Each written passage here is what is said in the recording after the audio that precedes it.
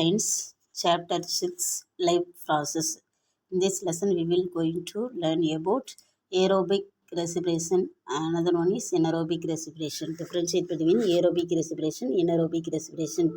Aerobic respiration means காற்றுள்ள சுவாசம். Anaerobic respiration means காற்றில்லா சுவாசம். காற்றுள்ள சுவாசம் aerobic respiration take place presence of oxygen முன்னாடி ரெஸ்பிரேஷன் நடந்துச்சு அப்படின்னா அதை தான் நம்ம என்ன சொல்லுவோம் அப்படின்னா ஏரோபிக் ரெஸ்பிரேஷன் அப்படின்னு சொல்லி சொல்லுவோம்.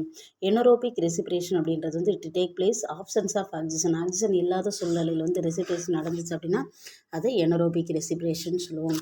ஏரோபிக் ரெஸ்பிரேஷனில் வந்து complete break down the food occur in it. நம்ம சாப்பிடக்கூடிய உணவு வந்து கம்ப்ளீட்டாக வந்து பிரேக் டவுன் ஆயிடுச்சு, டைஜஷன் ஆயிடுச்சு, அது வந்து ஏரோபிக் ரெஸ்பிரேஷன். எனரோபிக் ரெஸ்பிரேஷன் அப்படின்றது என்ன சொல்லுவோம் அப்படின்னா incomplete break down the food அக்யூரின்ட்டு. ஃபுட்டு வந்து கம்ப்ளீட்டாக பிரேக் டவுன் ஆகாது, பார்ட்ஸியெல்லாம் பிரேக் டவுன் ஆகிருக்கும். ஏரோபிக் ரெஸ்பிரேஷனில் இந்த end product are carbon dioxide and வாட்டராக இருக்குன்னு சொல்லியிருக்காங்க. ஏரோபிக் ரெஸ்பிரேஷனில் வந்து எண்டு ப்ராடக்டாக வந்து கார்பன் டை ஆக்சைடும் வாட்டரும் இருக்குன்னு சொல்லியிருக்காங்க. எனரோபிக் ரெஸ்பிரேஷனில் வந்து எண்டு ப்ராடக்ட் வந்து என்னவாக இருக்கும் அப்படின்னு பார்த்தோன்னா பாக்டீரியாவில் பார்த்தோன்னா லாக்டிக் ஆசிடாக இருக்கும். அடுத்து வந்து அடுத்தது வந்து என்னது அப்படின்னா எத்தனாலாகவும் கார்பன் டை ஆக்சைடும் நமக்கு என்ன பண்ணுது அப்படின்னா ஸ்ப்ளிட் ஆகி வருகிறது அப்படின்னு சொல்லியிருக்காங்க. இது anaerobic respiration. Aerobic respiration it take place the cytoplasm inside the mitochondria. சைட்டோபிளாசத்துக்குள்ளே இருக்கக்கூடிய மைட்ரோகாண்ட்ரியாவில் தான் என்ன நடக்கும் அப்படின்னா இந்த ஏரோபிக் ரெஸ்பிரேஷன் அப்படின்ற ஒன்று நடக்கும்.